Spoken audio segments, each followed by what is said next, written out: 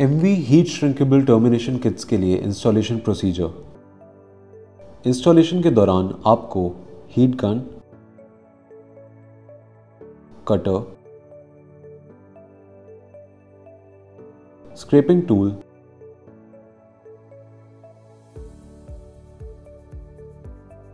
Vinyl tapes,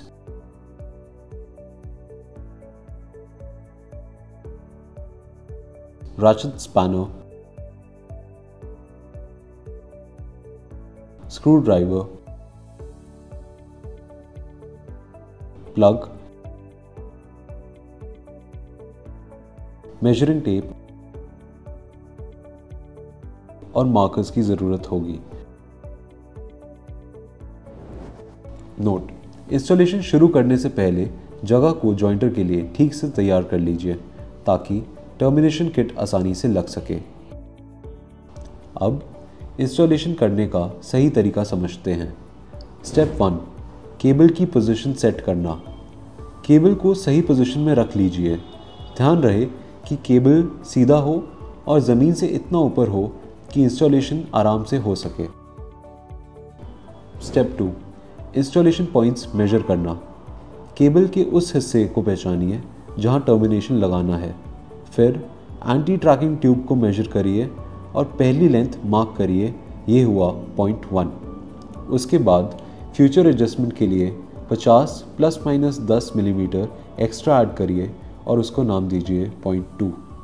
और फिर एक और मार्किंग करिए 200 ± 10 मिलीमीटर का, जो होगा पॉइंट 3। ये फाइनल टर्मिनेशन स्टेप के लिए इस्तेमाल होगा। स्टेप 3: इंसुलेशन काटना। पॉइंट 1 पर मेटल स्प्रिंग कॉइल रख लीजिए। फिर कटर से केबल की टॉप इंसुलेशन लेयर को काट के स्ट्रिप कर दीजिए। स्टेप 4: आर्मर काटना। केबल की आर्मर लेयर बाहर निकालकर उसे काट दीजिए। स्टेप 5: अंदर की PVC इंसुलेशन काटना। मेटल फोर्स कांस्टेंट स्प्रिंग से 20 से 50 मिलीमीटर तक मेजर करिए और उसको नाम दीजिए पॉइंट 1-। ये लेंथ मैन्युफैक्चरर के हिसाब से थोड़ी अलग हो सकती है। अब स्प्रिंग को थोड़ी देर के लिए हटा दीजिए। फिर स्प्रिंग को पॉइंट 1- पर वापस लगा दीजिए। उसके बाद पॉइंट 1- से पॉइंट 0 के बीच का इनर PVC इंसुलेशन हटा दीजिए। स्टेप 6: इनर कोर तैयार करना। पॉइंट 0 से 1- के बीच जितने भी एक्स्ट्रा PVC फिलर्स हैं उन्हें निकाल दीजिए। ध्यान रहे कि फिलर्स केबल के अंदर ना रह जाएं। अब 4 स्प्रिंग कॉइल को ध्यान से खोल दीजिए और कॉपर स्क्रीन को विनाइल एडहेसिव टेप से अच्छी तरह चिपका दीजिए ताकि वो केबल कोर से अलग ना हो। स्टेप 7: आर्मर को अर्थिंग के लिए बाहर लाना। मेटल फोर्स स्प्रिंग कॉइल को पॉइंट 2 पर वापस रख दीजिए। अब इस सेक्शन के बाहरी इंसुलेटिव लेयर काट दीजिए ताकि आर्मर अर्थिंग के लिए बाहर आ जाए। स्टेप 8: स्क्रीन अर्थिंग को जोड़ना। ब्रेडेड अर्थ केबल को केबल के स्क्रीन से जोड़ दीजिए। अगर आपका केबल 3 कोर है तो ट्रायंगुलर स्पेसर का यूज़ करिए। अर्थ केबल को कोर्स के ऊपर एक बार घुमाइए। फिर 4 स्प्रिंग कॉइल और विनाइल एडहेसिव टेप लगाकर अच्छे से बांध दीजिए। Step 9: armour earthing.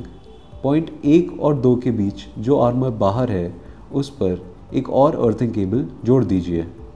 उस केबल को 4 स्प्रिंग कॉइल और विनाइल एडहेसिव टेप से अच्छी तरह बांध दीजिए। स्टेप 10: अर्थिंग टर्मिनल पर मास्टिक टेप लगाना। जो आर्मर बाहर निकलता दिख रहा है वहाँ से लेके केबल स्क्रीन तक फिलिंग मास्टिक टेप लगा दीजिए। उसके बाद सीलिंग मास्टिक टेप लगाइए ताकि मॉइस्चर या डस्ट अंदर ना घुस पाए। उस हिस्से पर ग्रीस भी लगा दीजिए। Step 11: breakout fitting. ब्रेकआउट को जहां मास्टिक टेप लगाया गया है उस हिस्से पर ध्यान से चढ़ाइए और ठीक से बैठा दीजिए। फिर फ्लेम गन का यूज़ करके हीट श्रिंक करिए। ध्यान रहे कि हीट सब जगह यूनिफॉर्मली मिले। आग सीधा केबल को नहीं लगनी चाहिए वरना पॉलीमर जल सकता है। स्टेप 12: स्ट्रेस कंट्रोल ट्यूबिंग के लिए तैयारी। ब्रेकआउट के आखिरी हिस्से और कॉपर स्क्रीन के बीच 30 से 60 मिलीमीटर का गैप नाप लीजिए। और उस जगह पर विनाइल टेप से निशान लगा दीजिए। अब कॉपर स्क्रीन को निशान तक हटा दीजिए ताकि उसके नीचे का काला सेमीकंडक्टिंग लेयर दिख जाए। स्टेप 13, सेमीकंडक्टिंग लेयर को घिसना। विनाइल एडहेसिव टेप के 20 से 40 मिलीमीटर ऊपर निशान बना दीजिए। स्क्रैपिंग टूल से सेमीकंडक्टिंग लेयर को हटाइए, लेकिन ध्यान रहे कि नीचे वाली लेयर्स को नुकसान ना पहुंचे। अब दिए गए लग के हिसाब से XLPE इंसुलेशन का आखिरी हिस्सा काट दीजिए ताकि एल्यूमिनियम या कॉपर कंडक्टर बाहर आ जाए, जो लग में जाएगा टर्मिनेशन के लिए। स्टेप 14, आखिरी ट्यूबिंग इंस्टॉलेशन के लिए ऊपरी हिस्सा तैयार करना। इंसुलेटिव लेयर को किट में दिए गए सैंडपेपर की मदद से स्मूथ कर लीजिए। फिर कॉटन कपड़े और साफ़ करने वाले लिक्विड से ऊपरी हिस्सा अच्छी तरह साफ़ कर लीजिए ताकि धूल निकल जाए। स्टेप 15, स्ट्रेस कंट्रोल ट्यूब लगाना। पीली स्ट्रेस रिलीफ मास्टिक जॉइंट्स पर लगाइए, पहले स्क्रीन और सेमीकंडक्टिंग लेयर के बीच, फिर इंसुलेशन और सेमीकंडक्टिंग लेयर के बीच। इंसुलेशन वाले हिस्से पर ग्रीस लगा दीजिए, फिर स्ट्रेस कंट्रोल ट्यूब को उसकी सही जगह तक ले जाओ। अब ट्यूब को हीट श्रिंक करके ट्यूब के दोनों कोनों पर पीली मास्टिक टेप अच्छी तरह से लगा दीजिए। स्टेप 16, एंटी ट्रैकिंग ट्यूब लगाना। एंटी ट्रैकिंग ट्यूब को इस तरह लगाइए कि ब्रेकआउट से लेकर कंडक्टर के एक्सपोज्ड हिस्से तक सब कवर हो जाए। अब ट्यूब को हीट श्रिंक कर दीजिए। स्टेप 17, रेन शेड डालना। नीचे और ऊपर वाले रेन शेड्स कोर में डाल दीजिए, लेकिन ध्यान रहे इंडोर टर्मिनेशन किट्स के लिए रेन शेड्स का इस्तेमाल नहीं होता। स्टेप 18, लग्स को जोड़ना। जो कंडक्टर का एक्सपोज्ड हिस्सा है उसे लग के बैरल में डाल दीजिए। राचेट का इस्तेमाल करके शीयर हेड लग्स को तब तक टाइट करिए जब तक शीयर हेड टूट ना जाए, या फिर आप क्रिम्पिंग टूल से क्रिम्प भी कर सकते हैं। स्टेप 19, लग कनेक्शन को बंद करना। लग के नीचे वाले हिस्से और एंटी ट्रैकिंग ट्यूब के ऊपर पहले फिलिंग मास्टिक फिर सीलिंग मास्टिक टेप अच्छे से लगा दीजिए ताकि मॉइस्चर अंदर ना घुस पाए। अब लग सीलिंग ट्यूब को इस तरह लगाइए कि वो आधा लग और आधा एंटी ट्रैकिंग ट्यूब के ऊपर आ जाए, फिर उस ट्यूब को हीट श्रिंक कर दीजिए। स्टेप 20, रेन शेड्स को हीट श्रिंक करना। रेन शेड्स को उनकी जगह पर ठीक से बैठा लीजिए, फिर हीट श्रिंक करिए। हीट हर जगह एक समान रहे ताकि केबल या शेड जले ना।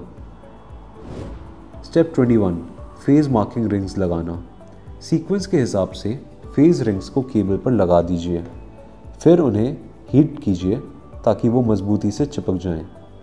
Medium voltage heat shrinkable 3 core termination kit के लिए इंस्टॉलेशन प्रोसीजर का तरीका यहीं कंप्लीट होता है।